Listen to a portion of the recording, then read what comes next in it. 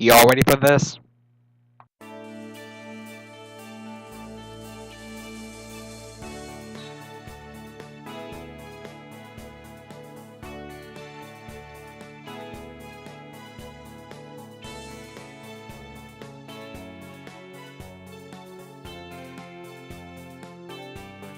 So many unbelievable years of gaming. Never could I have imagined something as special as these games that I choose from. It has taken a good while to where I am now. A list that has been in the development of my head for a good while. So many good games out there, but some I can only choose for a couple that I truly hold dear to. I owe my life to these games as I can't ignore them as they all hold a special place in my heart. A planet-wide family accepting me. My thanks is about as adequate as a shiny penny. All I can give is an honest day smile. I welcome you on my journey of gaming as we go through my top 10 personal favorite games of all time. These can be any game out there and based on any series. But that doesn't mean it won't stop me from having any fun. Now then, shall we get started? Let's freaking go!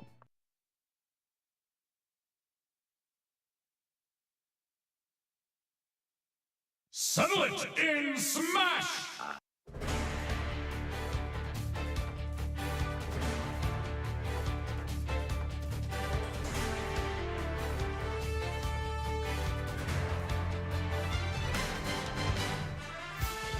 Run from the inevitable is to run from the truth. I can't say I'm not sorry for showing up late. Thank you for aligning all neat and tidy there, planets. For the series that everyone wanted, let us now pay tribute to the holy blue cross that crucified all free time. Smash Bros. Is a magical series to play.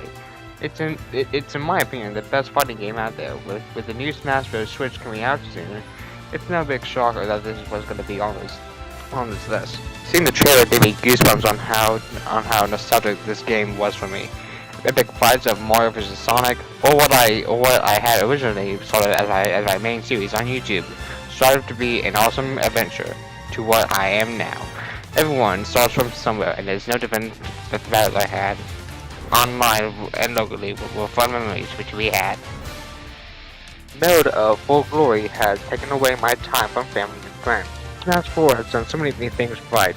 Left, just stop trying.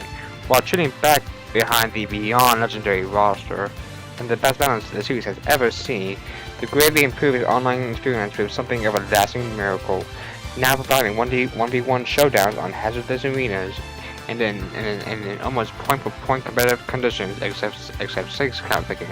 It's amazing to finally have this expo for the couch and running well, and assuming that your internet doesn't suck.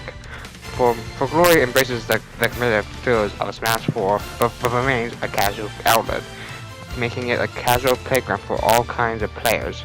But it kind of depends on how good you are. The people I normally encounter are always there for a good time. There are a number of laughs, rage, and competitive in For Glory. I'll play any day. You should use Smash Switch.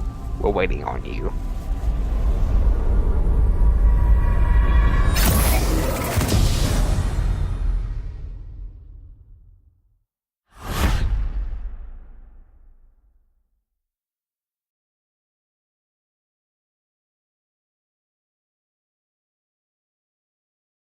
Game Sharp operational.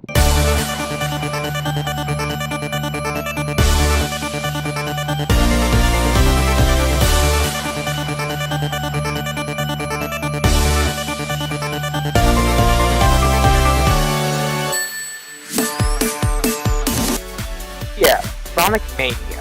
I was never a classic Sonic fan, but then this game changed everything. A Sonic game for only $20? I'll take it. A reimagining of the good old days of a classic game from back then, and I'm going to admit this, and this is pretty embarrassing, but I've owned this game since Christmas, and I only fully experienced it on my Let's Play. Yeah, shocking for a Sonic fan like me, but overall, Sonic Mania might have its flaws, and it's a damn good game. You know, I mentioned the sweet new stages, playable as Knuckles and Tails again. This game is fantastic on how nostalgic it really feels. To those who have played the classics, you must be geeking out.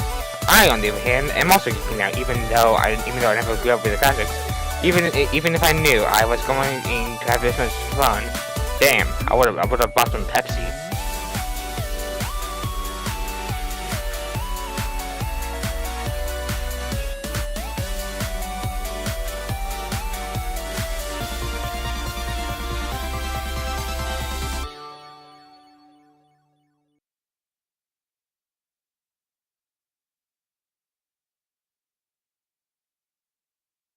Anybody mad yet?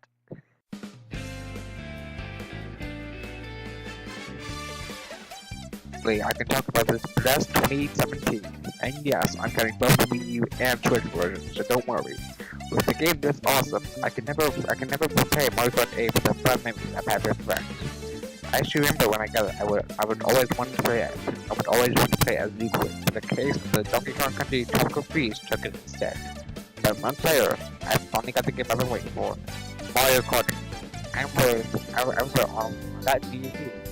I played the hell out of it. I would forever remember the memories I've had. I was smuggling, racing, and NASCAR, and all the laughs, rage, and commandos my friends will love while racing. It's a touch difficult at times to take it away from this masterpiece, but I'll always remember the good memories I've had with both Wii U and its deluxe version, with the newly added feature of anti-gravity, and the most characters the series has ever had. I played the hell out of anything, girl. This delicious girl can be my main for ages. Not mentioning the sweet new power-ups, the boo, leaf, and the super horn. Genius. Something that can tell off the do so? Oh my god, yes! With me and sold. The once new turned to old. Underneath still lies amusement untold.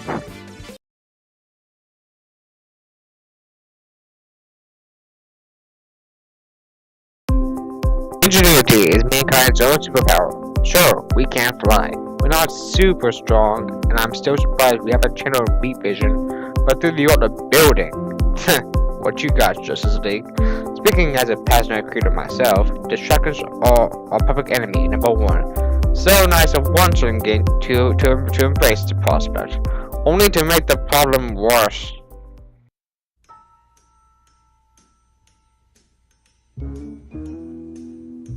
I can talk about the beloved game Gmod.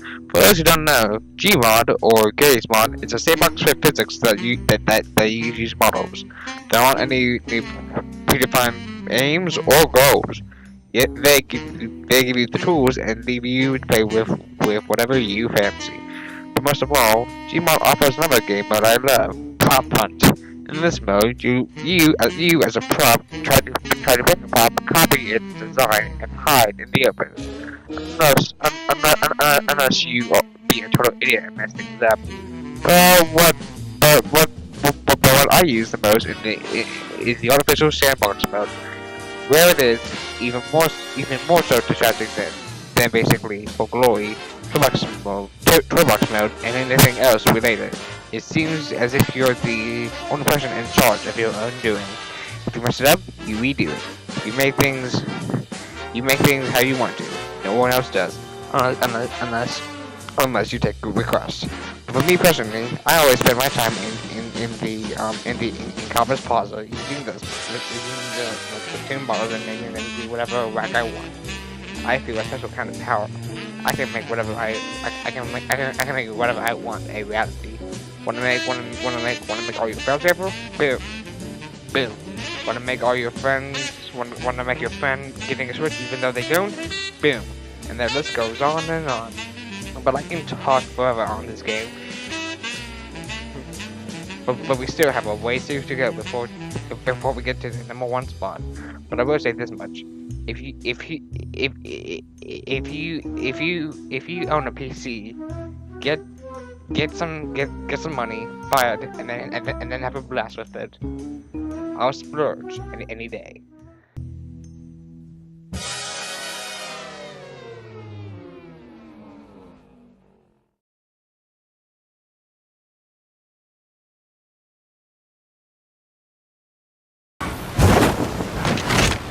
Let's dance, boys!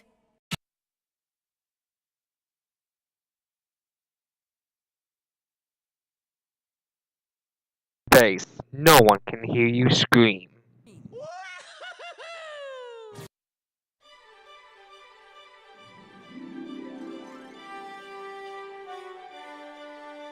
Everywhere is not a sight many get to see. Being around the box one thing, but that's just a wee bit there once you smash them all. Pray tell, anxious pure, what a reckless plumber to do. Team up with another, and strive your way to victory. It's a touch difficult to steer thyself away from this infinite adventure. I mean, I was quite confident in how amazing Super Mario Galaxy is. its sequel is even more so for me, as it represents how beautiful and explorative our galaxy is. The journey is amazing on how much we explore the digital galaxies. I haven't even finished collecting the green stars from my Let's Play, all because this magical quest to save Peach and the power source is one to be had. The colossal confines of the cosmos can be your otherworldly oyster. I can never repay Super Mario Galaxy 2 for all it's done for me, and I'll test until the end. It's a definitive slice of Mario's transgalactic life. This game has helped me through something called depression. This game helped me more so than any song in the game, and thus you're hearing the person who I am now. Everything I do care about, or spreads out its feet and refuses to lay back down. Grabbing stars ain't nothing compared to swimming in them. Super Mario Galaxy launches into my heart, and there's no other gravity strong enough to pull it back.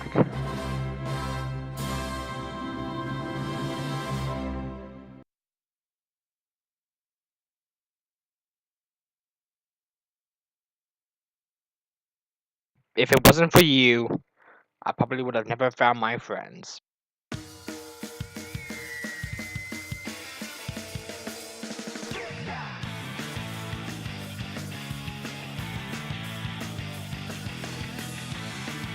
I'm going to answer an age-old question. Are you a kid, or are you a squid? Yeah, a game known for its committed multiplayer is on the spotlight. You knew it was meant to be on. It was only based on web. This is known for having one of the best story modes in a shooter. Unlike well the other deals out there. There's something new. There's something new there, even if you have no option to play online whatsoever. But I have got to love the community this game has to offer. Being something brand new for Nintendo to make is something we haven't seen before. The community has great artwork, great dance to be seen. Trigger Conroy did this as a Let's Play, and the community was so generous that they became a sequel. I'll never forget how many memories I've had with this game. I love you, Spectator. You made my friends become reality.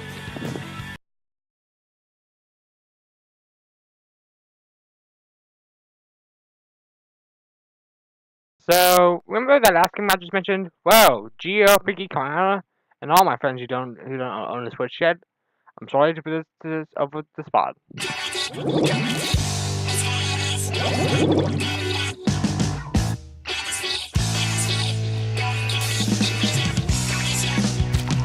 Oh yeah, Splatoon 2, baby! You know, I like the original just as much, but I have a hell of a top 10 the second one just as much. With many gears and abilities to choose from, another longer and well, complex story mode, and most of all, the Splat Duty. These are of value to double pistols at your disposal, and the best part, dodging and rolling all you want, as long as you have ink in your tank. Plus, this is the first time I've been in a Splatfest. The fact on how you can choose a side is awesome and worth the competition, but it can ruin friendships at times. But I love this game and how I can take it on the go and then basically connect infinitely to basically anywhere, anytime, on the go. Not to mention with the newly added sources such as Fast Down, Curry Bomb, Rush, and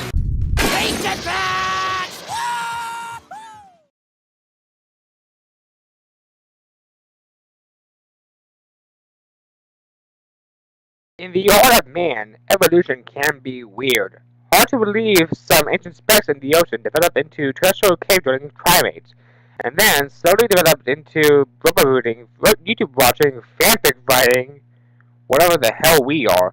Interesting to ponder on what our Stone Age ancestors did without all the technology we had except for a few. So free, so much will, almost a bit fun. Oh yeah, it was!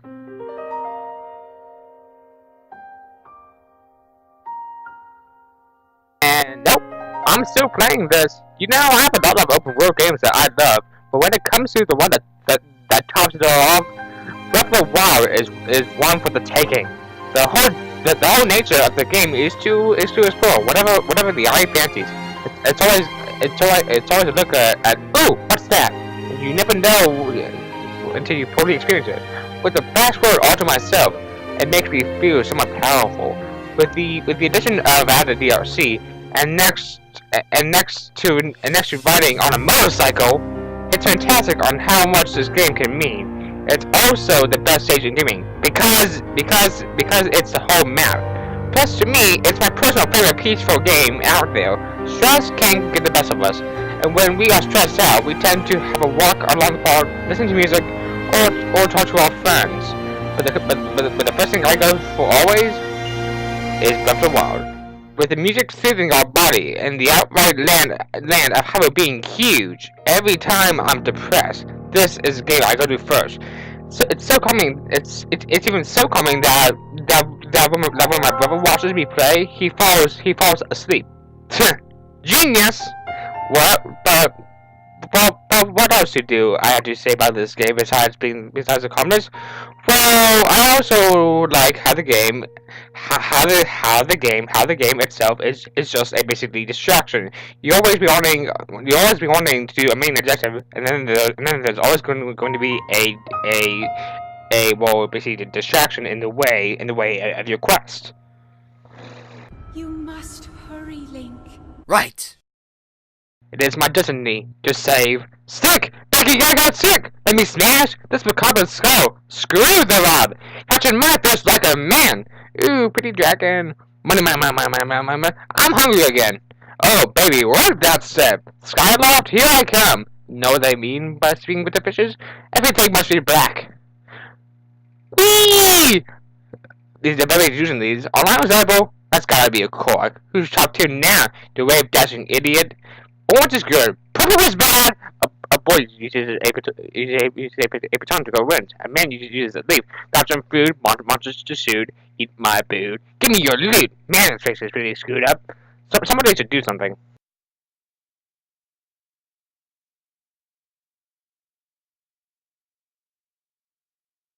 Guys, I'm sorry. I just got super lazy and I can't speak this out anymore, so I'm gonna let Foffo's minion take it from here, okay? Foffo, take it away.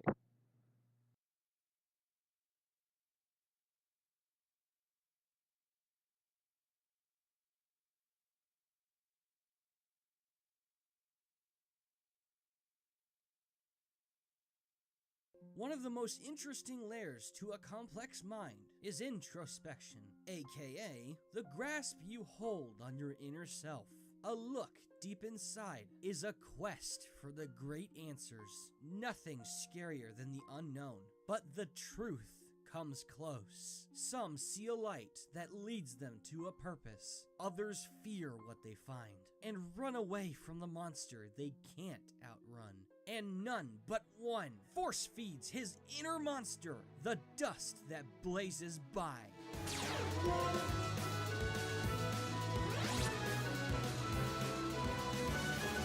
You only see what you want to believe, and long past its time in the crosshairs, I can see just how many of us wanted to believe this wasn't stupid.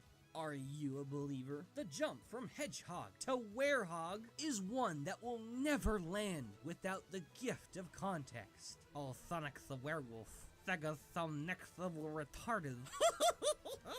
No. An attentive stroll through this extraordinary game will bring to light the most creative change Sonic has ever seen. As we learn, an ancient colossus named Dark Gaia rises every few million years to destroy the world. But a premature awakening initiated by Eggman sees the demon dissipate across the planet, mutating Supersonic into the werehog. Weird start, but further developments uncover that Sonic's new form is directly linked with Dark Gaia, sponging up the creature's tremendous energy as his journey spans across the moonlit globe. The werehog surprises me in just how deep and justified it actually is. At least compared to the general viewpoint, it makes perfect, and I double dog dare say, bold sense. Seeing how he's essentially the living, breathing peace, a deity of destruction and the night,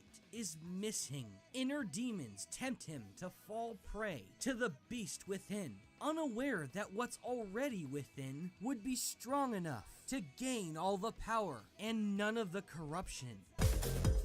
This is Gamer 305 the Roadhog, and those are my words.